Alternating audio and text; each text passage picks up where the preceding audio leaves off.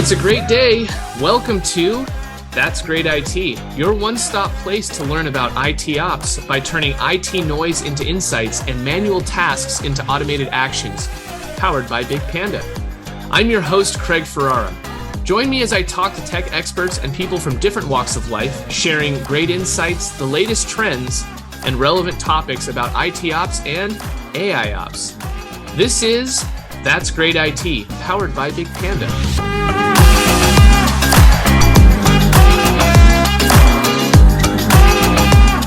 Everybody, thanks for joining today. We've got a pretty fun episode here and a guest who's on with us today who's told me he's got a pretty interesting / weird background in IT just a moment ago. So I'm very pleased to introduce to everybody William Connors, who is the Director of IT Operations for Ring International Holdings.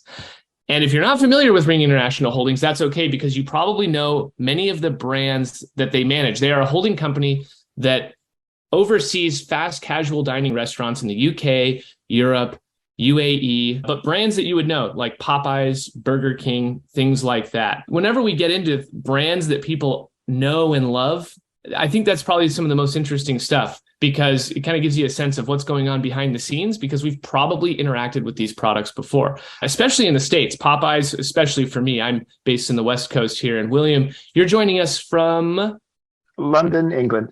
That's right. Okay. London. Okay. Very good. But you don't sound British. I'd love to hear a little bit about you. I bounced around a little bit. When I was in my early 20s, I didn't quite know what I wanted to do. So I actually moved to Japan and became a teacher of English as a second language. When I finished that, I came back, and the only job that I could find just straight off the plane was working as a Japanese translator. So I worked in a very popular hotel in Niagara Falls. And about 80% of the clientele were Japanese, so I'd speak Japanese to them. I also speak French, and I also speak Spanish. So I would just basically man all the phones and translate and check people in when they came in. So 4 languages and working in Niagara Falls. There's going to be a bridge here, I assume, that takes you into IT operations. Oh, that's it. I actually finished my studies and took hospitality management because I decided I liked it. And from there, actually, I started work immediately in Club Med, which is like a kind of an all-inclusive resort in the Caribbean.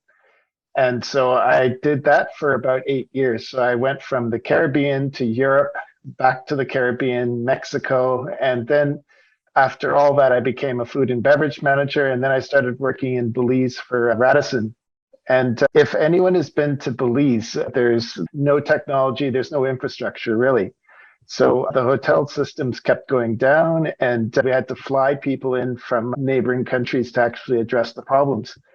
And the general manager said, I'm not going to pay to fly someone in every time, because it was costing thousands and thousands of dollars. So they said, William, you like computers, why don't you do it? So I just took these enormous manuals and just started going through them page after page as much as I could.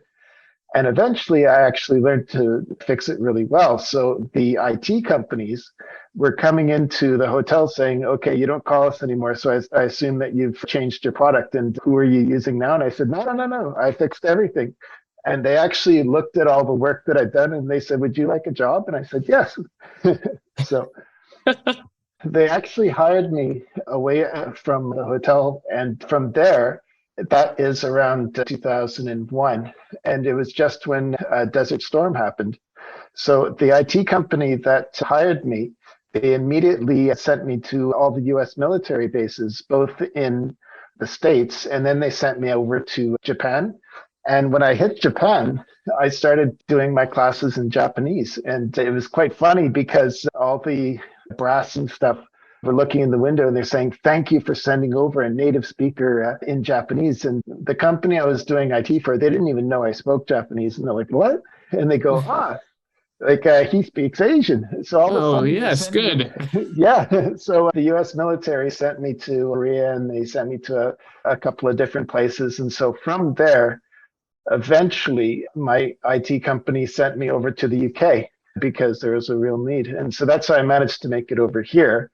And then I did a bunch of different projects, like I did Wembley Stadium, which is a huge stadium here, Arsenal Stadium. So a lot of the football stadiums, and I did lots of hotels and the fast food restaurants. And then 2009 hit and everything stopped. So basically, my now wife, we decided to get married and to settle down. And I went to a couple of different companies. And eventually I joined my first restaurant chain called Oaxaca, which is a brand of 29 Mexican food restaurants. And then basically from Oaxaca, I joined Ring Holdings. Wow. I got to be honest with you. I don't normally just sit and listen for that long, but that's a great story. You've been all over the place. And for those listening, you probably know, and I've mentioned this on some of our other episodes, William and I don't go back. We just met. And I actually didn't know all of that detail, especially the work that you were doing for the military, and then certainly working at some of the iconic locations like Wembley Stadium and things like that. I think it's safe to say that you've probably put the career path that many of us have had to shame, in that you've been all over the world. You've got a diverse background working in education, in hospitality, IT operations, both as a defense contractor, but also then working in different, we'll say, brick and mortar applications of IT operations, from different stadiums now into the restaurant industry, which brings us to our topic of the day, which is really the evolution of IT operations in the restaurant business. And very, very broad topic. And that's by design, because you do have a lot of experience working in IT operations for chains. Quick question though. Is it safe to say that IT operations is really something that is applied to restaurants managing multiple locations rather than, say, the single mom and pop restaurant on the corner? There's probably not a lot of IT operations in a single location. It's something that's applied when you're managing a network of locations. Is that a safe assumption? It could be, but also too, I'd say that especially now, the way that technology is going, the smaller locations can apply the same technology as the big brands as well. It's definitely cheaper and easier because the big brands have lots of resources that they can work with. But now, especially with software as a service, you can actually get the same type of software, but just basically scaled down to meet their needs.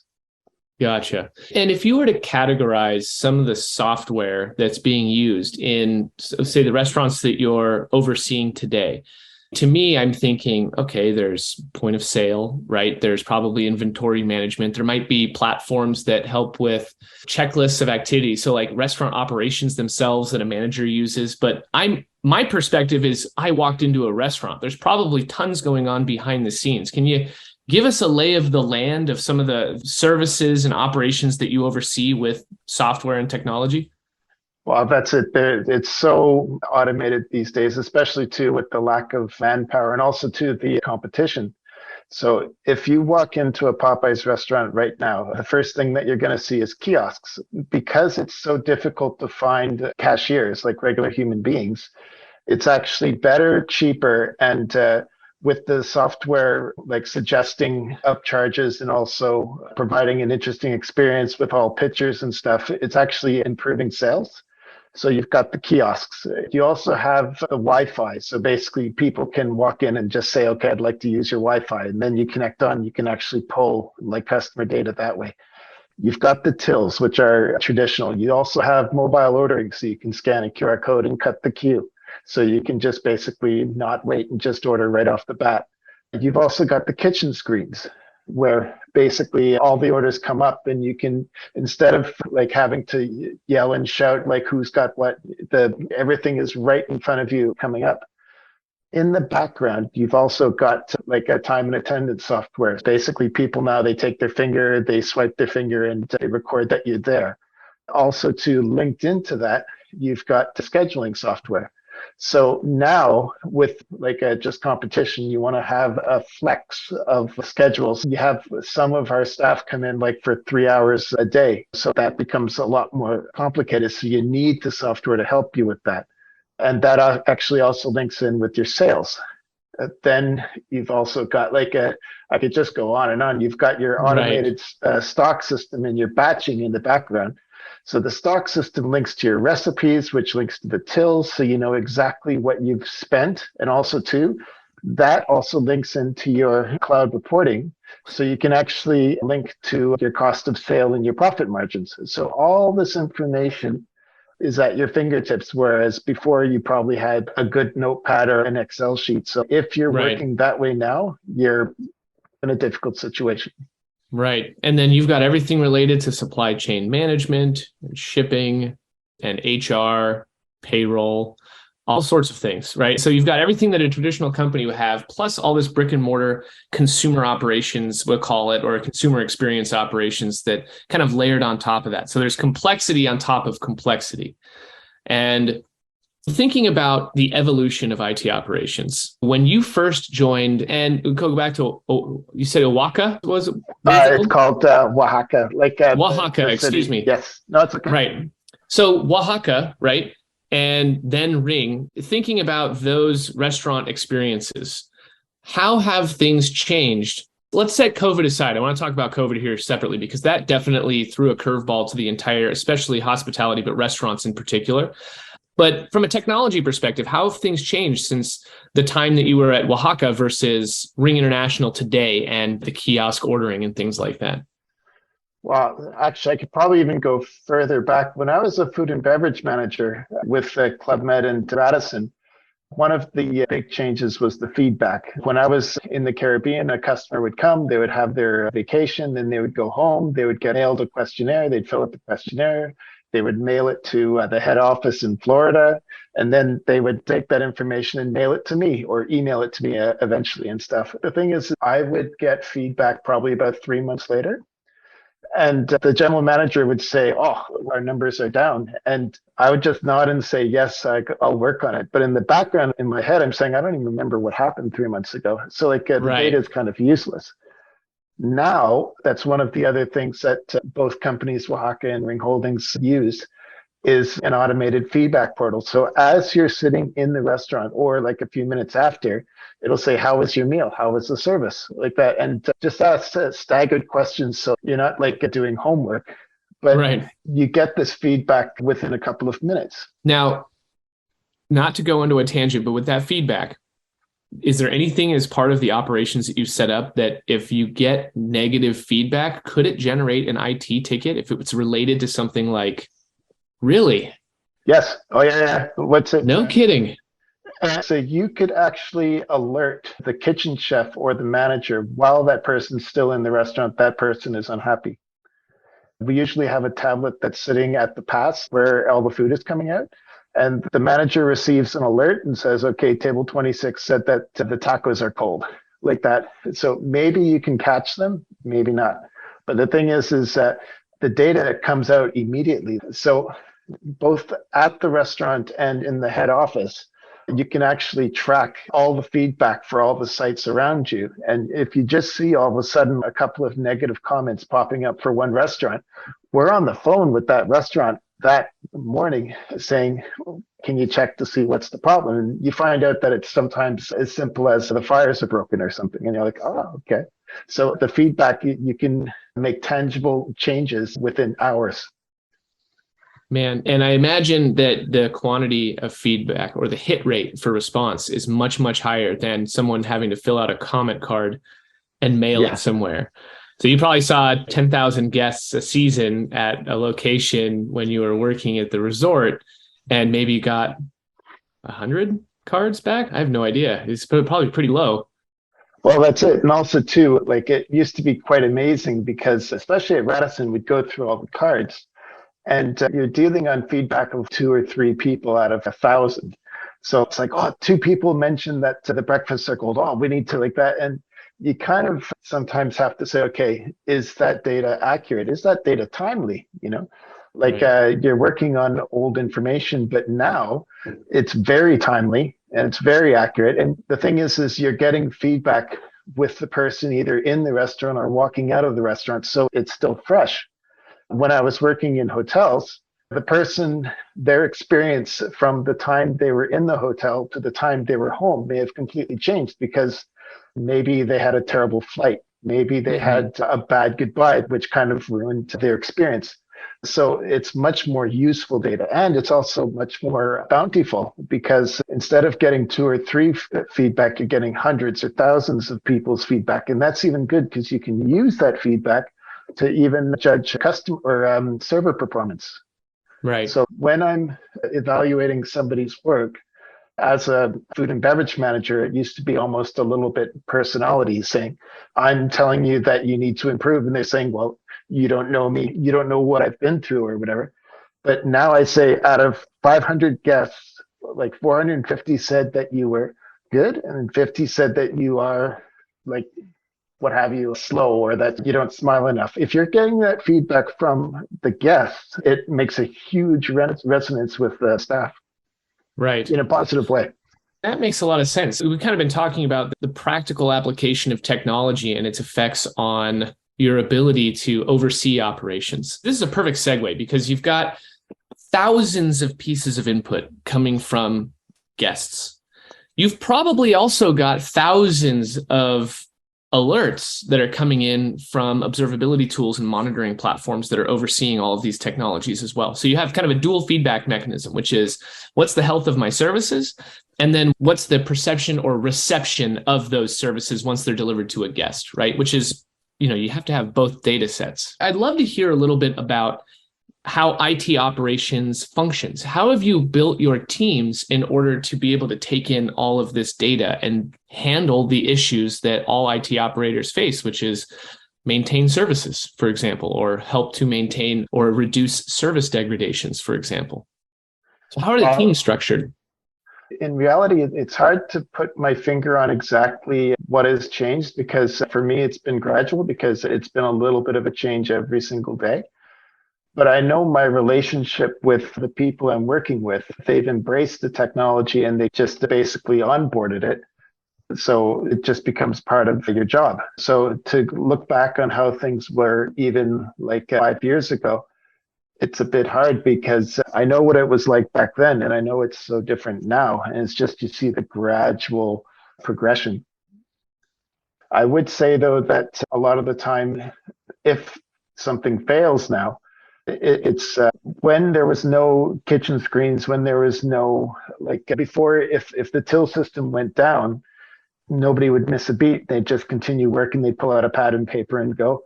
Now, if your network drops or something like that, the entire operations just shudders to a halt. And they're like, we need to fix this now. And they don't know how to work without the technology. Because Right. what it is you're built, especially in fast food as opposed to fast casual, it's so much more so. You're doing a production machine, and the people inside the restaurant, from the tills to the kitchen, they're basically factory workers, and they're replicating the same thing over and over and over again. So, like, that's how technology is affecting everyone. And a lot of times people just concentrate on working with the technology to do their task. Gotcha. So feel free to be as specific as you like, but I imagine that there's probably a combination of people calling in for tech support when there's an issue. And there's probably some array of observability tools you have that are just monitoring the health of services that are operating. Do you have this idea that there's like a NOC, for example, that's just looking at all this observability that's coming in and maybe they escalate to service ownership if they need it? Or is it more of a DevOps model where the group that's responsible for POS, they get all the alerts from POS, and you have a group that's responsible for the kiosk platform and maybe the mobile app, right? Do they receive all of those alerts? So do you guys have a centralized service model, or is it more DevOps model where everybody is receiving alerts from the tools that they are meant to support? I guess there's theory and there's reality. In theory, like when it works really well. So I can actually get exception-based reporting. It's quite cool because it completely separates me from the situation. I'm just focusing on the data. So I can say restaurant 105 has this blip in their data. And so all I do is I actually don't say, because I don't know who's actually working in this place, which is quite different from when I'm working with smaller chains. I just say, look, this is happening at this site and it's this employee number that seems to be where the data is not right. And so that could mean that that person needs training. It could mean that there's some kind of theft going on, which happens. But it's just you're looking at the data. So that's one thing. So when everything works properly, then the information that you receive is very good. Now, the problem, I suppose, when it doesn't work is you've got a lot of moving parts and you have to actually chase a lot of different groups. And they'll say, Oh no, it is my product that's the endpoint, but it's actually because the other product is not sending me the information. And that gets to be a bit of a problem. But the thing is, it's getting better. Hmm. Now, and again, just trying to peek behind the IT curtain here, what kind of metrics do you track for whenever there are service degradations or outages? Are there SLAs that you're trying to hit for specific product categories within the restaurants? Are you measuring mean time to resolution for specific area? I don't know, regions, groups of restaurants that are particularly problematic in some cases? Do you have certain external providers that you're trying to track? What's the type of data analysis that you do to keep a hold of what's going on?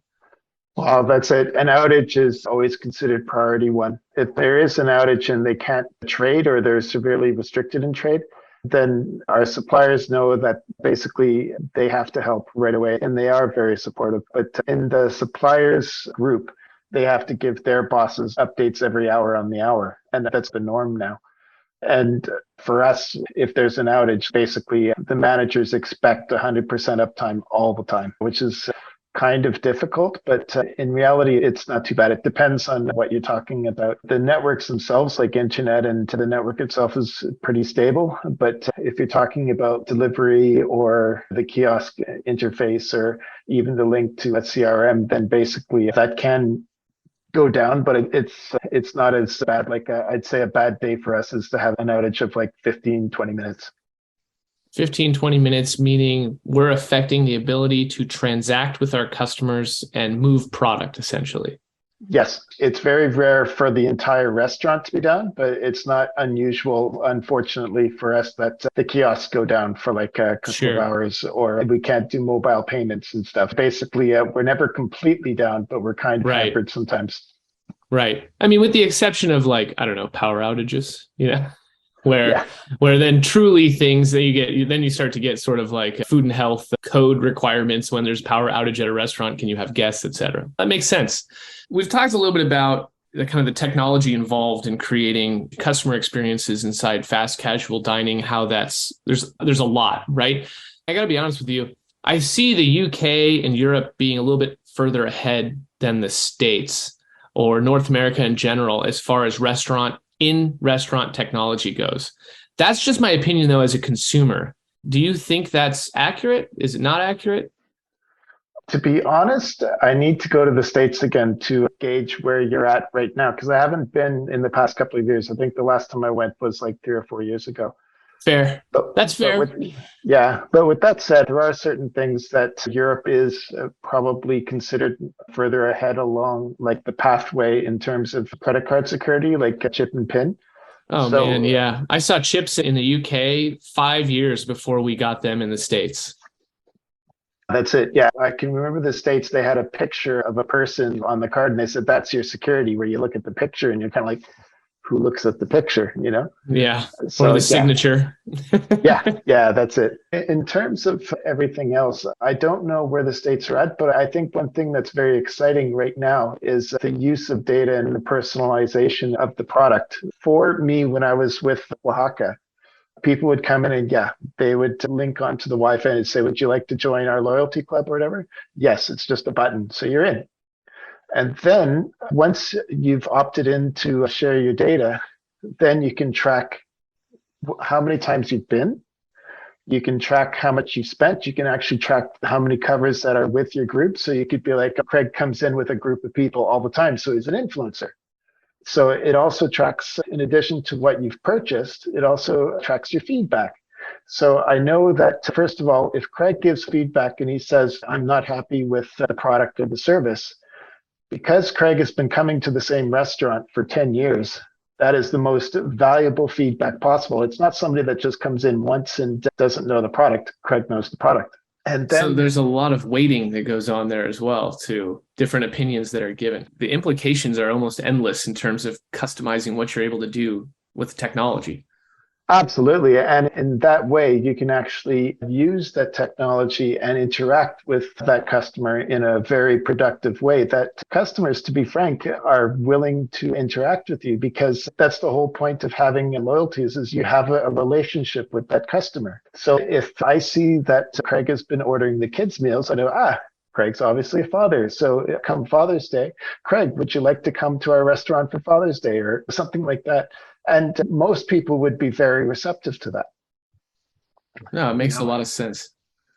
It makes a lot of sense too that the utilization of data is not only well managed, but it's also probably a little bit ahead of where maybe other regions are, especially when you've got regional data regulations. For everybody that's listening, if you've ever heard the terms GDPR, General Data Protection Regulation, I believe is the acronym, but it governs how users need to opt in for their data to be utilized by businesses for personalization. But because of it, it's also allowed businesses to feel very comfortable in getting that consent and then utilizing that data in innovative ways. And I think it puts, in many cases, you think of GDPR as a restriction, it's something that's driving a lot of innovation utilizing consumer data because there's such strict controls around whether or not consumers even provide that to you. And when they do, it's because they really do want that relationship with the brand. And so it drives a lot of companies, I think, to utilize the data and utilize it very well. And I think it puts you guys ahead of maybe other regions of the world. I'd like to think so. I think loyalty in the present time is now becoming more of a commodity that's traded between the customer and the business. So if I say, if you join our loyalty program, I'm going to give you a £5 voucher that you can use for the future. My personal experience is everyone will say yes. And if I continuously provide these positive interactions, then it actually encourages more business. Like what people don't want and what's happened in the past is you opt into some kind of loyalty program, you get inundated with this spam 3 or 4 times a day that just annoys your customers. And that's defeating the purpose. Right. So let's do this. We try to wrap on rosy topics all the time. So let's talk about COVID. So COVID threw a curveball for everybody. And I'm, of course, making a joke. COVID is not a rosy topic, but it threw a curveball to everybody. And it was around staffing. It was around our ability to serve customers. And regardless of what industry that you're in, businesses were shutting down, couldn't let people in their doors for a long time. And when people came back, there were masks, there were gloves, there was a different way of interacting with people. From the perspective of the director of IT operations, how has COVID changed your role in supporting all of these services and what some of those technologies are within the restaurants? I always look at myself as someone that's there to provide solutions. At Oaxaca, especially when COVID hit, everyone was coming back, but everyone was a bit nervous and the times had changed. So before, our strength was our servers that would interact with the guest and entertain them and encourage them to make suggestions about the food and stuff. And then after COVID, the feedback was people were scared of prolonged interaction with other people because they don't want to catch their germs. So they said, we need to find a way to provide an excellent experience, but have less interaction with the servers. And so, okay. Well, before COVID, we had an app, but as most places do, and we only had about 7% usage. And at the time, we thought, okay, that's the expectation. After COVID, we went completely cashless. That was another bonus because all of a sudden the theft went down. We didn't have to worry about being robbed all the time like that. There was all those expenses that were set aside. And people started paying with their phones. So you scan a QR code, you pick up your bill, you get an electronic receipt. So it's like better for the environment. And basically it's much faster because we didn't quite realize it. But when you finish your meal, then you've got like a 10-minute wait until the server gets around to giving you a bill and stuff like that. And then you have to pay and they have to wait for the change and stuff. But now you finish your meal, you pay, you're gone. And it was actually in the restaurant benefit because we had fast return times. So instead of filling the restaurant 2 or 3 times a night, we do it 3 or 4 times a night. And it was beneficial to the servers because the servers are getting more tips because they're serving more people. So that was good. And also all of a sudden we're getting all this rich information. And another thing which technology was a real benefit for and what kind of coincided with COVID is allergies. Over here, I don't think you've heard about it in the States, but we have a law here called Megan's Law. There was a little girl called Megan. She had an allergy to peanuts, and she ate something that was not marked. It was just a sandwich, and it didn't contain peanuts. It was like a hummus sandwich. And she ate it, and she was dead within an hour. The point that I'm getting to is also the technology helps by assisting the server and says, does this have nuts? And then you can just basically pull up the calories, everything that's in it. Yeah, the possibility of cross-contamination and stuff. All the information is there. And the thing is, especially before COVID, people would work as a server for fun. We have a lot of actors looking for work in London. We have people like students just looking for a bit of pocket money. Mm-hmm. It's a lot of stress and responsibility. So we had them covered with face masks, the gloves, the social distancing. And then you've got, okay, you need to memorize all of these allergies and stuff. It was very stressful. Like I could see on their faces, this is no longer a fun thing to do. But this is where technology came in as a tool where you can train people faster. You can basically have them refer to all the hard technology and the allergies in the background if they get stuck. So for that, it's made a lot of people's lives a lot easier, but also too, the technology has made everything a bit more efficient as well. Now, let's wrap on this. The workload that this has all generated for you, so Director of IT Operations, has your workload increased and have your staffing needs increased as a result of this technology being implemented? In reality, yes and no, but I would actually say it has, just because, like everyone else, we've got tons of channels. We use Workspace by Meta. Everybody is pinging each other with information. I'm getting texts. I'm getting buzzed on my app all the time. So before, I never was actually someone that could just basically turn off my phone. But I remember when I was a kid, my dad would come home and he'd take the phone and he'd throw it in like a drawer and close the drawer and like basically got no phone calls. And that was his way of shutting off. I can't shut off now because I've got so many channels of people asking for information, asking for help. So that's difficult, and everyone else is in the exact same boat. With that said, on the positive side, with this big data of all these different channels all mixing their data into one, in the States, you've got this report that shows your stars, your dogs, your puzzles, and your plow horses, which kind of show like how profitable things are and how popular they are. And I was able to pull all that data and provide this one report just by myself using the data. And the marketing manager was very quiet. And she goes, that would usually take about a team of about 15 people, 2 weeks to produce this report. And you've just done it. So I'm like, yeah, in reality, it's not me, it's the software. But on the other hand, that is an example of making everyone's lives easier. Yeah, that's kind of like saying if you're a conductor of an orchestra, it's not me, it's the musicians, but you have to have the conductor there to understand what's going on, how to get everything to work in unison. William, thank you. It's great insight into the industry as a whole, how technology is driving the experience. So for everybody listening, that was William Connors, the Director of IT for Ring International Holdings. William, thank you so much for joining us today.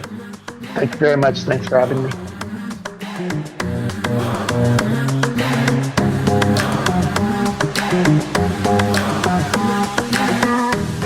That was great. Thanks everyone for tuning in. This has been That's Great IT, your one-stop place to learn about ITOps and AIOps, powered by BigPanda. Catch us on our next episode.